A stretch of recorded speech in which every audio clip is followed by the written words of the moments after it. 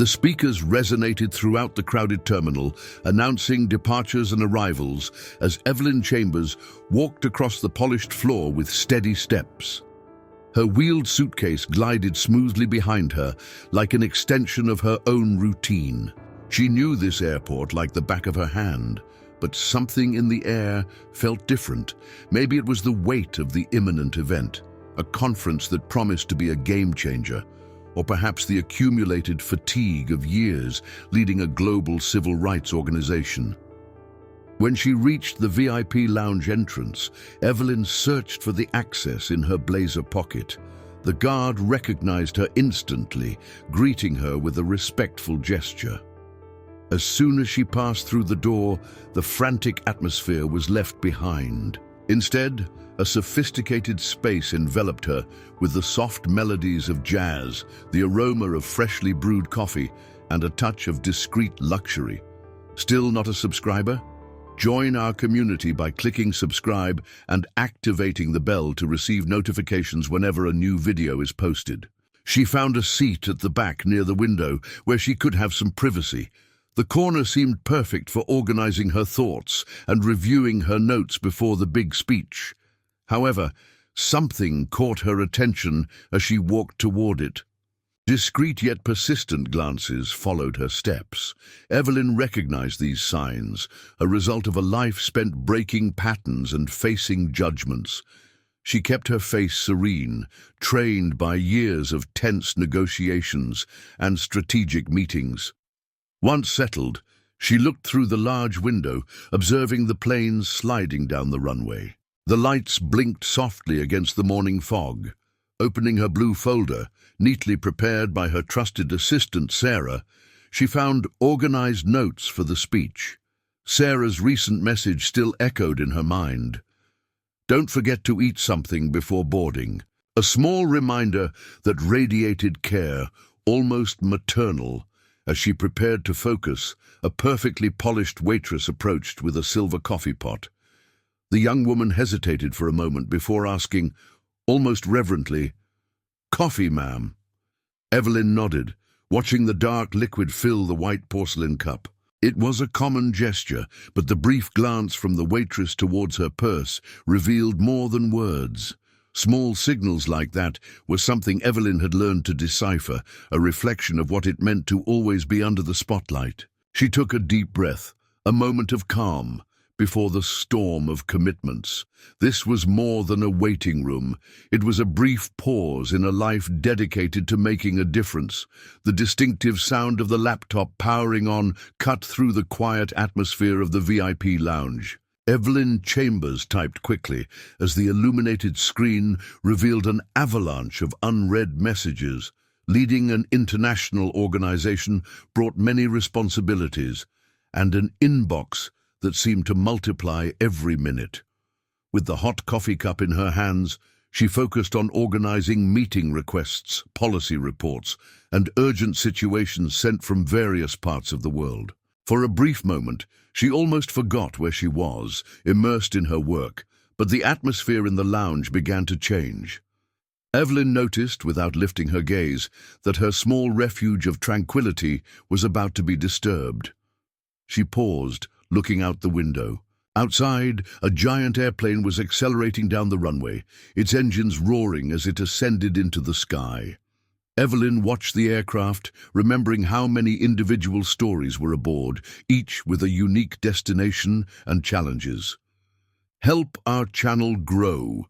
Hit like, subscribe, and activate the bell to stay updated on upcoming content. And we want to know, where are you watching us from? Comment below. A low conversation interrupted her thoughts. Two men in formal suits seemed to be discussing something in a hushed tone, but their furtive and calculated glances occasionally found her. Evelyn ignored them, as she always did. The practice of not reacting to invasive stares and questionable comments had become a skill developed over decades. Her phone vibrated again. A message from Marcus, her deputy director, brought bad news. One of the main speakers had cancelled, adding more pressure to Evelyn's speech. Feeling the tension rise, she searched for aspirin in her purse, but a clumsy movement made her pen fall to the floor. As she bent down to pick it up, she overheard fragments of a nearby conversation. "Do you really think she should be here?" one of the voices murmured in a low tone, but loud enough to hear. The phrase was nothing new to Evelyn. With years of experience, the initial impact of words like that had worn off. Now, they left her more tired than anything else. She stood up calmly, adjusting her blazer with deliberate movements. It was enough to attract uncomfortable stares around her. Taking a deep breath, she returned to her laptop. The slides for her speech appeared on the screen, bringing her focus back. There resided her strength, organizing ideas, structuring powerful messages, creating impact. Evelyn knew the world wasn't always ready to listen, but that had never stopped her from speaking. She looked at the clock. 9:45. She still had a few hours before the flight. Every minute was valuable for refining the details of what she would say the next day. Every word mattered.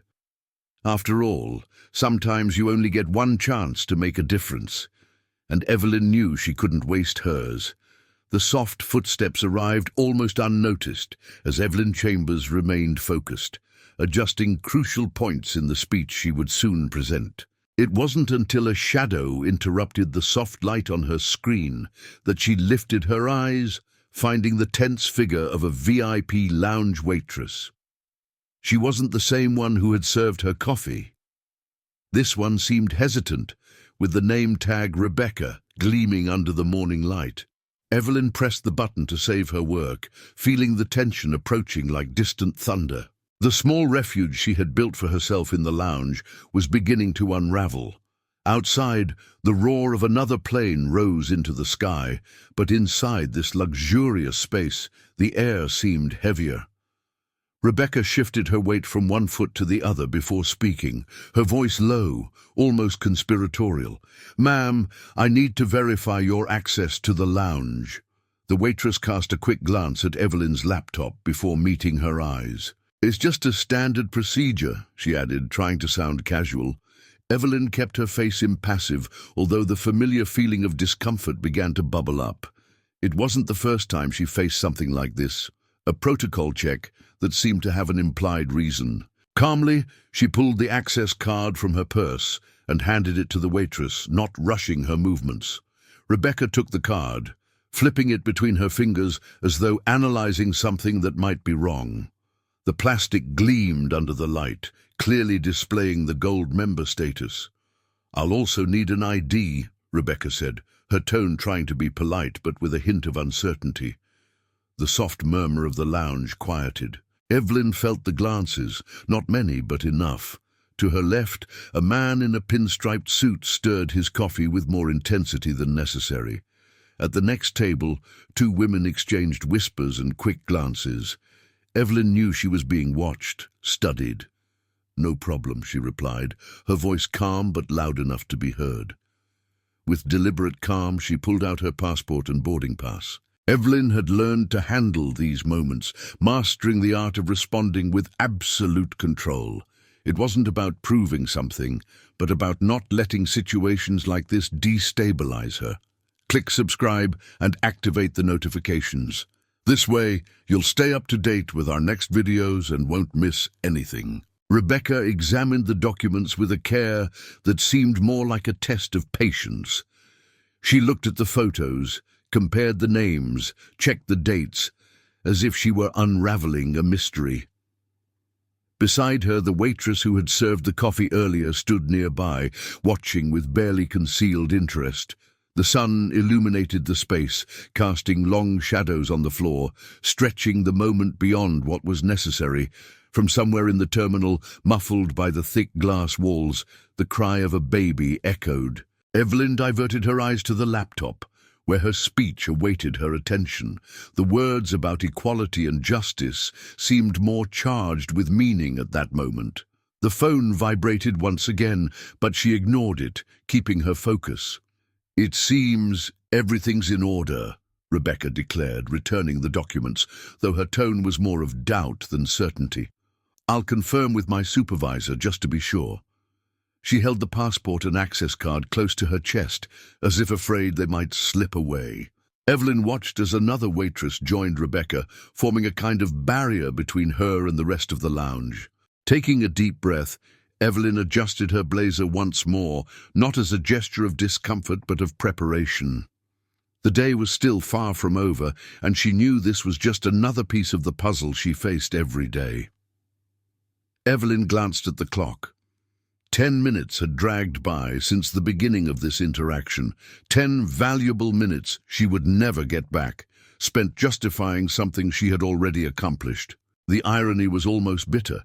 The next day, she would be on a global stage, speaking exactly about those invisible barriers that insisted on manifesting. She breathed deeply before asking, her voice calm, but with the calculated firmness she had perfected over the years. "Is there a problem with my documentation?" Her tone was a perfect balance, controlled authority designed to cut objections without provoking confrontation. Despite her outward serenity, Evelyn felt the weight of the moment. Being forced to measure every word, every gesture, was exhausting but part of her reality. The waitresses exchanged a brief look, almost nervously. Rebecca seemed to seek support from her colleague Sarah, who now stepped forward. The name on her tag could not be ignored, an unsettling coincidence with Evelyn's assistant's name, but this Sarah had a rigid and hesitant posture. "We just want to make sure everything's correct," Sarah responded, putting extra emphasis on correct. "Sometimes people accidentally enter restricted areas." A slight silence fell over the room, interrupted only by the rustling of a newspaper. A few seats ahead, an older man lifted his gaze from his reading. He didn't try to disguise his curiosity, but his expression revealed more than just simple interest. Maybe discomfort, maybe an understanding of what was really happening, or perhaps just second-hand embarrassment. Evelyn glanced at him for a brief moment, and he quickly returned to his newspaper. Rebecca still held the documents with fingers that trembled slightly. Evelyn couldn't help but wonder about the story behind this young woman. Was it her first job? Was she trained to distrust? Or was this something deeper, something rooted in biases she didn't even know she had? The alliance on the waitress's finger glinted under the morning light, a silent reminder that everyone there had a life beyond that moment. Evelyn adjusted her tone, softening her words just enough without relinquishing control. "I understand you're doing your job," she said with the patience that only years of practice could bring. "But I have already presented a valid membership card and an official ID. What else would be needed to confirm my right to be here?" The question hung in the air, laden with implications that Evelyn knew no one there would dare to verbalize. The discomfort was palpable. Some new travelers had entered the room, forming a silent audience. A young woman with headphones stopped typing on her laptop, paying attention to the scene. An elderly couple whispered in low tones, casting quick glances toward Evelyn. Sarah tugged at the collar of her uniform, visibly uncomfortable. Her tone, when responding, lost some of its initial confidence. "We just need a few more minutes to confirm everything." But the words sounded more like an apology than an assertion of authority. Evelyn knew the confrontation was far from over, but she also knew the scales were already beginning to tip in her favor. The morning sun had already risen on the horizon, turning the wide windows into shiny mirrors that made eyes squint. Evelyn felt her phone vibrate again, a notification from Marcus. He wanted to know how the speech progress was going. A little irony made her smile inside. While he was worried about words that could change the world, she was there, fighting a battle as small as it was exhausting, but one that symbolized the entire reason for her struggle. The hum of the air conditioner seemed to amplify the silence.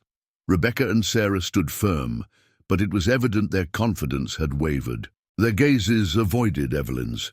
They seemed to be starting to realize that they had gotten themselves into something more complicated than a simple protocol. Still, out of pride or the weight of bureaucratic procedure, they wouldn't step back.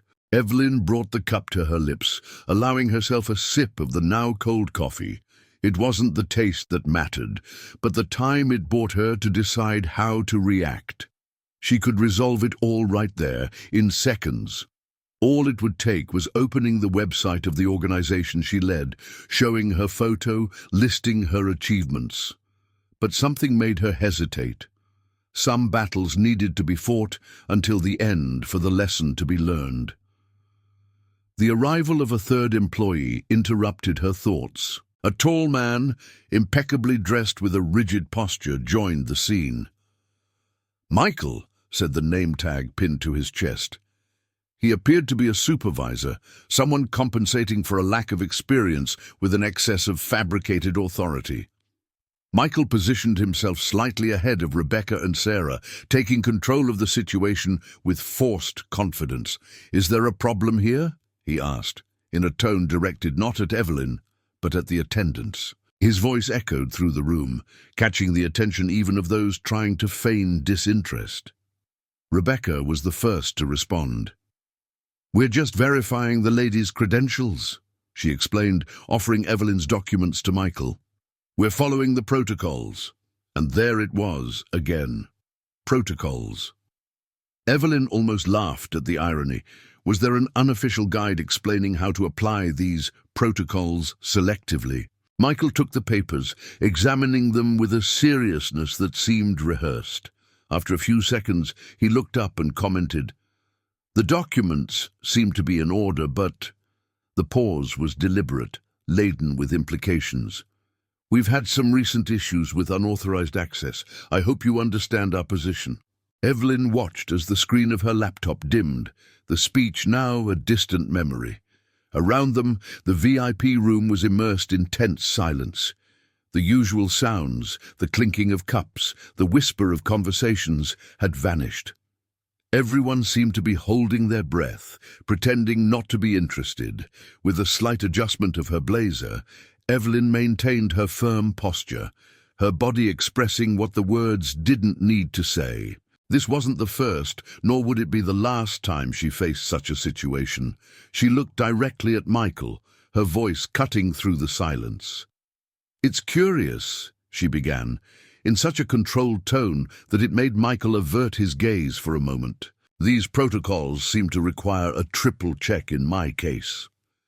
Evelyn made a casual gesture toward a businessman who had just entered the room. He swiped his access card quickly, without even a glance from the attendants, and was already settled in his chair, busy with his phone. The comment hung in the air, the weight of her words falling over the silence. Evelyn didn't need to say anything more. The contrast spoke for itself. The air in the room seemed to freeze as Evelyn kept eye contact with Michael, never once looking away. Every second of silence increased the pressure, and the whispers and furtive glances around her made the moment even more charged. The woman at the table next to her, elegantly dressed in her expensive suit, shifted uncomfortably in her chair, casting a quick glance at Evelyn. It wasn't a curious look, but one of something deeper, a tacit understanding, as if she recognized the scene from having lived through something similar. Michael cleared his throat, reorganizing the documents in his hands as if that could restore control of the situation. "Ma'am, there are certain procedures we need to follow," he began, his voice laden with rehearsed formality. "Perhaps you could clarify the nature of your trip?" The insinuation hung in the air, heavy and clear. It wasn't just a question, but an inquiry into Evelyn's presence in this space, as if she needed to justify her existence there. Evelyn remained calm, feeling the familiar weight of the battle she was facing. On the other side of the room, a phone vibrated, its sound muffled by the luxurious carpet. Probably Marcus again, but she ignored it. With a controlled pause, Evelyn responded, her voice firm, but without losing its elegance. "I don't think the reason for my trip is more relevant than the credentials I've already presented," she said, with a slight gesture toward the papers on the table. "The same ones that seem to be sufficient for any other guest here." She subtly pointed toward the man who had entered minutes earlier and went straight to his seat without any interruption. The implication was undeniable, and Michael swallowed, realizing he had lost some of his authority the moment she spoke. Around them, the room had changed. A young man with headphones had taken them off, clearly attentive to the interaction. Two women near the coffee station exchanged whispers, while an elderly couple by the window watched with contained interest. Rebecca and Sarah looked uncomfortable, their rigid postures indicating that they knew they had crossed a line. "We're just following security protocols," Michael insisted. But his voice sounded less confident now. He tried to justify. "There was a recent memo about increased vigilance." He stopped, realizing that his words were only making the situation worse. Evelyn crossed her hands over the table, waiting patiently. Outside, in the terminal, an announcement echoed about the final boarding of a flight, a reminder that the world was moving on. Evelyn, however, decided it was time to act. She had allowed this to drag on long enough. "Perhaps," she began, her voice calm but sharp as a blade, "I can help clarify things." With steady movements, she opened the suitcase beside her. The attentive gaze of the employees indicated they were expecting another official document, something that could end the growing confusion. But Evelyn pulled out something unexpected, a Congress program with a shiny cover and her name prominently featured. "My name is Evelyn Chambers," she said, opening the program and pointing to her photo and biography. "President of the International Civil Rights Coalition." She placed the program on the table, allowing the sunlight to illuminate her image. With a tone that exuded authority, but without losing elegance, she continued, "Tomorrow morning, I'll be speaking at the Global Human Rights Congress. I'm the first speaker in the main auditorium at 9 a.m. The impact was immediate. Michael froze, his eyes darting between the program and Evelyn's face, unable to hide his surprise. Rebecca put a hand to her mouth, and Sarah took a step back, as though she had been hit by an invisible blow. The atmosphere in the room shifted. It was no longer just tension, it was something heavier, a collective shame. The travelers around seemed to shift in their seats, pretending not to watch, but clearly paying attention. Evelyn adjusted her tone, her voice now slightly more casual but still heavy with meaning. "Of course, you couldn't have known, just as I'm sure you don't know the details of any other guest's trip in this room. After all, that's usually not necessary to access a space like this, right?" The words landed like a final blow, delivered with the precision of a surgeon. The silence that followed was louder than any response they could give. Evelyn knew she had won, but the taste of victory was bitter. As always, she had to prove her worth in a way that no one else there seemed to need to. Evelyn turned, observing the woman who had approached. Her demeanor remained calm, but her eyes revealed the complexity of emotions bubbling beneath the surface. This wasn't the first time someone had approached her like this. Regretful, uncomfortable, but sincere. "Linda," Evelyn said in a low voice, but filled with gravity. "Silence in situations like this is easy. Understanding why we remain silent is where the work begins." She paused, letting the words sink in. Evelyn knew moments like this were rare and precious, when someone decided to confront not just what had happened, but their own inertia in the face of it. Linda nodded slowly, her face a mixture of shame and determination. "You're right," she said. "I should have done something. I'll remember this in the future." Evelyn flashed a faint smile, almost imperceptible, but enough to show that the message had been received. "That's the beginning," she replied. "It's not about perfection, but about realizing, learning, and acting." On the other side of the room, Michael was still holding the documents Evelyn no longer needed. He seemed trapped in a moment of self-reflection, his eyes fixed on the floor. Rebecca, with tears in her eyes, was trying to compose herself, while Sarah remained with her arms crossed, avoiding eye contact. Evelyn took a step toward the exit, But before leaving, she turned one last time to the room. "Remember," she said, looking directly at Michael and then at the others, "it's not about the guilty or the innocent. It's about being honest enough to recognize our flaws and brave enough to correct them." With those words, she adjusted her blazer and crossed the door, her presence still filling the room even after her departure. Outside, the airport terminal was as busy as always, but something in the VIP room had changed. It wasn't just the contemplative silence, but the lasting impression that everyone there had learned something important. Evelyn walked with firm steps toward the boarding gate. The next day promised to be long, but she knew she had planted a seed in that small microcosm. Small battles build great victories, and each moment like this brought the world one step closer to the equality she had dedicated her life to achieving. Evelyn smiled slightly, leaning forward. The circle of people around her had transformed into something she recognized, a space for learning and connection, small but full of potential. "Implicit bias is a fascinating issue," she began, adjusting herself in the chair so that everyone could hear her clearly. "It's something we all carry. It's not about being a bad person or having bad intentions. It's about the automatic assumptions we make, based on past experiences, cultural stereotypes, and often on what we've been taught without even realizing it."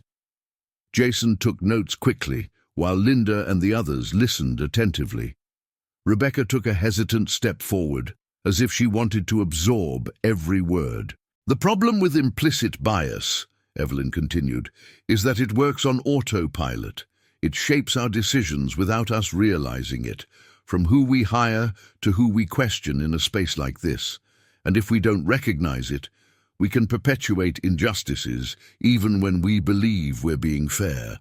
Jason raised his hand, like a student in class, and Evelyn gestured for him to speak. "So, how do we identify this? I mean, if it's something we do unconsciously, how can we correct it?" Evelyn nodded, pleased with the question. "The first step is what's happening here. Awareness. Recognizing that bias exists and that it can influence our actions.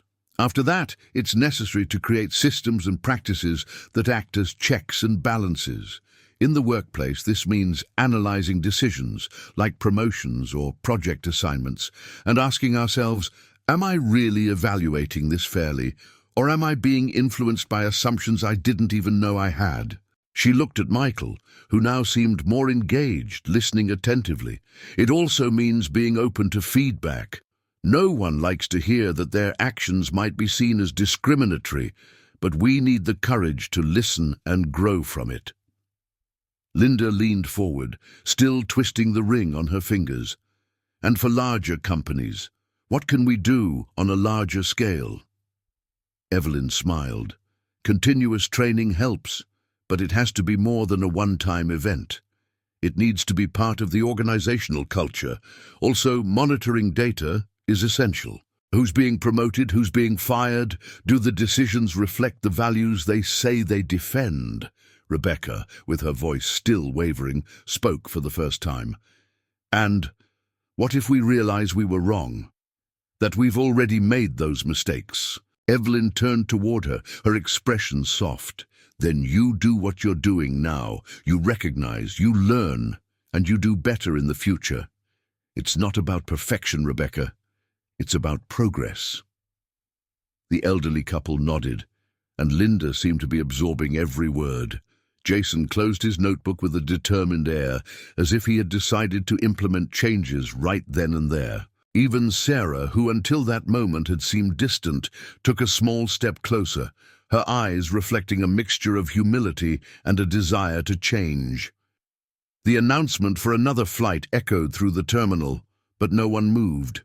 The conversation seemed to transcend time and space, transforming the VIP room into something much bigger, a place of connection, learning, and maybe change. Evelyn leaned back in the chair, looking at the faces around her. "What happened here today," she said, her voice calm but loaded with intensity, "is a microcosm of what we face every day. biases, assumptions, inaction. But it's also proof that we can do better. We don't need to be perfect. We just need to be brave enough to try. The room fell silent for a moment before Linda spoke, her voice firm. Thank you. Not just for being here today, but for not letting this pass by. It was necessary. Evelyn smiled, a smile full of weariness, but also hope. I'm glad we turned this moment into something productive. The work continues, and that includes all of us. With that, she picked up her briefcase, smoothed her blazer, and gave a slight nod to the group around her. As she exited the room toward the boarding gate, she knew she had planted seeds there. What grew from them would depend on each person in that room, but she had taken the first step, as she did every day. Evelyn observed the faces around her, each reflecting a moment of vulnerability and honesty rarely seen in such public spaces. It was as if the weight of the initial confrontation had been transformed into a catalyst for introspection and growth. She took a deep breath before responding, her voice firm but filled with empathy. Rebecca, Sarah, Michael, she said, looking at each of them in turn. Admitting we were wrong is one of the hardest things we can do, but it's also where change begins. You all took a step that many people never dare to take, recognizing the mistake and confronting it. She let her words linger in the air for a moment, allowing them to be absorbed. Around them, the other travelers seemed equally engaged, as if silently participating in that moment of collective learning. We all carry biases, Evelyn continued. No one is immune. They come from the stories we hear, the images we see, the experiences we live. The problem is not having them. The problem is not recognizing them and letting them guide our actions without questioning them. Jason, the young entrepreneur, intervened. So how do we stop this from happening? I mean, if it's so ingrained, how can we prevent it from influencing us? Evelyn smiled slightly, appreciating the sincerity of the question. It starts with awareness, she said. Like Rebecca did here today. You realize when you're being influenced by a bias and make a conscious decision to act differently. But it's also necessary to create systems that reduce the influence of bias, whether in hiring processes, how we serve customers, or even how we interact with colleagues. Linda, the CEO, nodded vigorously.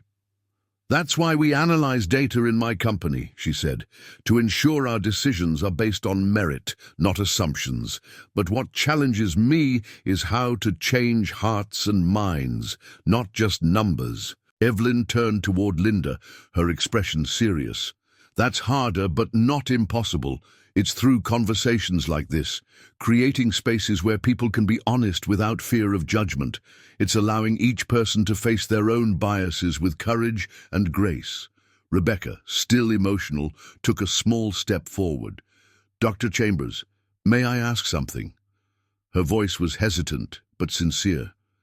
Have you ever wanted to give up? Stop trying to change all of this?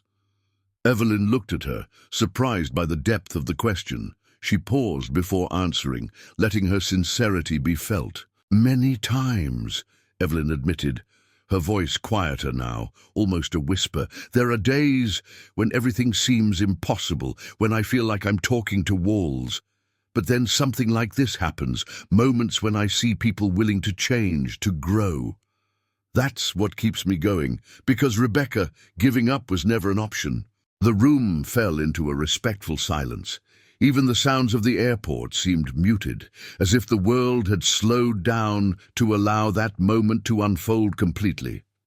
Michael cleared his throat, his tone more humble than before. I hope you know that this moment will be remembered. At least for me, it won't be just another work day. It will be a day I learned something real, something I'll carry with me. Evelyn nodded, a small smile lighting up her face. I hope each of you takes something from here, she said, looking around the group, because each of you has the ability to make a difference. Not just in the big moments, but in the small ones, in the daily choices that shape who we are and how we treat others.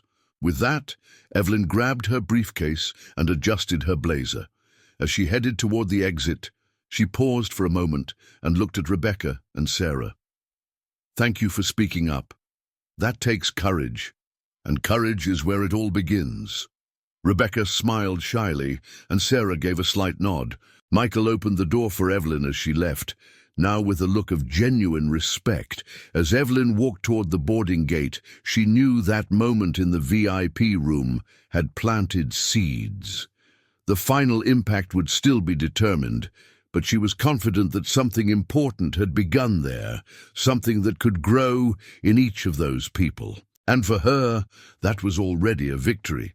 Evelyn looked at the young woman with the hijab, feeling the weight of her experience reflected in the battles Evelyn herself had faced. The silence that followed her words was respectful, but laden with understanding. It was the kind of silence that precedes significant change, a moment of genuine listening, where barriers fall and humanity shares its vulnerability. "Thank you for sharing this," Evelyn said, her voice carrying a tone of deep respect. "That's the invisible weight many people carry, but rarely is it recognized. You shouldn't have to work harder than anyone else to be treated with dignity." The young woman smiled shyly, but her eyes sparkled with the connection she felt in that moment. Jason, the young entrepreneur, spoke again, his energy evident. "That's exactly what we need to address, that inequality that's so common we don't even notice it.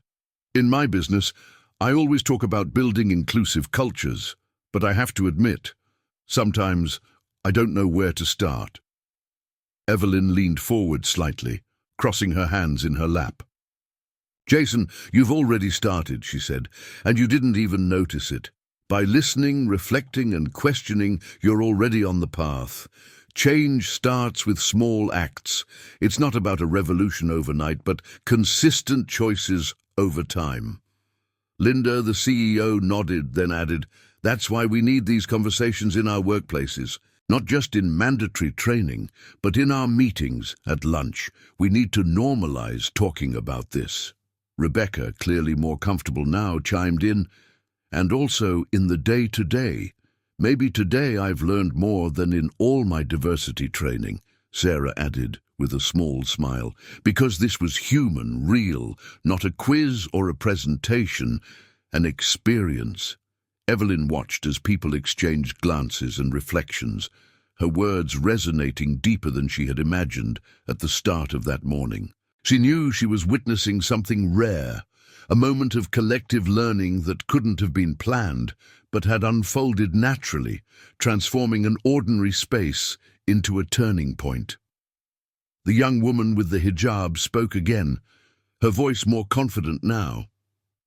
"I used to think it was my job to adapt, to be less visible. But now I see it's not just about me. It's about all of us, changing the expectations and assumptions we have of each other." Dr. Thompson, the elderly man with the cane, nodded slowly. "It's a process, isn't it? And it's clear that it's never too late to learn." Evelyn smiled warmly at him. "Never, Dr. Thompson. As long as we're willing, there's always room to grow."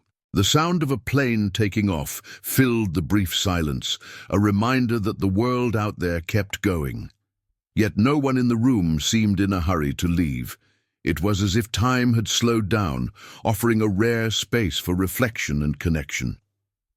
Finally, Evelyn stood up, realizing the moment was drawing to a close. She grabbed her briefcase, smoothing her blazer out of habit, and looked around at the group. "Thank you all for being here and for participating in this conversation. Remember, change begins in moments like this, but it doesn't end here. It lives in the decisions we make every day." Jason also stood up, extending his hand to shake Evelyn's. "Thank you for this. Honestly, I never imagined that a morning at the airport could be so transformative." Others followed suit, offering words of gratitude, reflections, and even apologies. Rebecca and Sarah, now side by side, seemed to have formed a new connection, a tacit pact to do better. As Evelyn made her way toward the door, Linda accompanied her, walking by her side. "I'd love to hear from you again," Linda said. "Maybe at the next Congress or, who knows, at a board meeting. I think we all need to hear more of this." Evelyn smiled, her expression weary but also hopeful. "I'd be happy to continue the conversation. But remember, Linda, it already began here, and it's up to you and everyone else to keep it alive." With those words, she passed through the door, leaving behind a room that would never be the same. The sound of the terminal filled her ears once again, but in her heart, Evelyn knew she had left a mark. It wasn't just about words spoken or lessons taught. It was about seeds planted, roots beginning to form, and the certainty that somewhere something important was growing. The energy in the VIP room had transformed completely. The space, designed for isolation and exclusivity, now seemed more like a hub of empathy and idea exchange. People who had once been strangers were sharing stories, experiences, and perhaps for the first time, true understandings. Michael, now surrounded by executives, seemed more of a learner than a supervisor. "I think we need to rethink how we approach these trainings," he said. "Maybe they should start with real conversations, not presentations. Because what happened here today is far more impactful than any slide I've seen." Dr. Thompson chuckled lightly, leaning on his cane. "You're starting to understand," he replied. "The deepest learning happens at the margins, when we're out of our comfort zone. What we saw today was a small miracle of collaboration and listening." Carlos, the cleaning staff member, intervened in another group, his voice full of emotion. "I can't tell you how many times people walk by me as if I were invisible. It's strange being treated like part of the furniture. Today, someone asked me my name. That doesn't happen." A young woman from the group nodded vigorously. "I've felt that way too," she said, her eyes shining with empathy. "I'm a hotel manager, and I know how much the support staff is ignored, even though they're the backbone of everything." In the corner where Evelyn had been sitting, the flight attendant continued. "I'm thinking about how I can bring this to my work," she said, gesturing with her hands as she spoke. "What you said about assumptions really stayed with me. I can't count how many times I see passengers judging each other based on where they're sitting. I've done it myself." Evelyn placed a hand gently on the woman's shoulder. "The fact that you're reflecting on it is already a huge step," she replied. "Change begins with awareness. After that, it's practice, every day." As she spoke, a group of young consultants, visibly impressed, approached. One of them, in a sharp blazer and with a shy smile, asked, "Dr. Chambers, do you think something like this can happen in a company? A moment that really changes the culture?" Evelyn paused, thinking deeply before responding. "It can, but it requires leadership willing to listen and people willing to be vulnerable. It's not always comfortable, but that's where growth happens." She looked around the room again, seeing how people were engaged in their conversations. "What we're witnessing here is a small-scale model. The challenge is taking this to the outside world, to the offices, factories, schools, and that only works if each of us carries this experience with us and puts it into practice." As she spoke, the morning light changed once again, becoming warmer and softer, signaling that the afternoon would soon arrive. Several passengers had lost track of time, and some looked at their watches with a surprised expression as they realized they were almost late for their flights. But no one seemed regretful. Jason, the entrepreneur, was exchanging contacts with Carlos, promising to share job opportunities at his company. Linda, the CEO, had already sent a quick email to her company's board about incorporating changes into their diversity practices. Rebecca and Sarah, now conversing with Dr. Thompson, were asking questions about how they could grow in their roles. When Evelyn finally stood up, ready to head to the boarding gate, a respectful silence fell over the group around her. Each person knew that something extraordinary had happened there, something that transcended the ordinary. Evelyn adjusted her blazer, looking at the faces around her, each one transformed in some way by the morning they had shared. "Thank you for being open to this," she said, her voice full of sincerity. "Keep going. Carry this with you. The work we do together today reflects in a better world tomorrow." She left the room with firm steps, leaving behind a space that, although physically the same, had been irrevocably transformed. As she made her way to the boarding gate, she knew the seeds planted there would bloom in ways she might never see, and that, for her, was more than enough. As the plane gained altitude, Evelyn looked out the window at the endless horizon. The experience in the VIP room had seeped into her thoughts, shaping what she would write and telling her, unequivocally, that moments like that were as valuable as any congress or speech. On the laptop, her words fell into a new rhythm, infused with a renewed sense of urgency and humanity. Change doesn't happen in a single grand act, but in small daily interactions that together form a movement. Every moment is an opportunity to question what we consider normal, to challenge ourselves to see others as they truly are, not as our biases tell us they are. Evelyn thought of the faces she had left behind in the room. Jason, with his vibrant enthusiasm, Rebecca and Sarah with their newly discovered resolve, Linda with her willingness to act.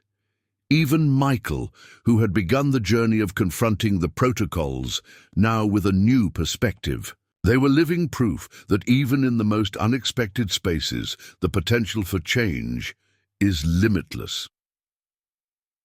The gentle hum of the plane's engines filled the cabin, but in Evelyn's mind, the hum was different. The murmur of voices connected by the transformative morning she had left behind. She knew the impact of that moment would transcend the place where it had occurred. As the plane passed through the clouds, Evelyn felt something she rarely felt in moments like that. Hope. She knew the road to equality was long, winding, full of setbacks and advances, but the lesson from that morning was clear. Anywhere, at any time, there was an opportunity to plant seeds of change. What mattered wasn't just what she would say at the Congress, but what each person would do with the new understanding they had carried with them. Perhaps, just perhaps, those seeds would sprout and spread, turning small moments into great movements. And as the plane flew toward a new destination, Evelyn knew the work continued.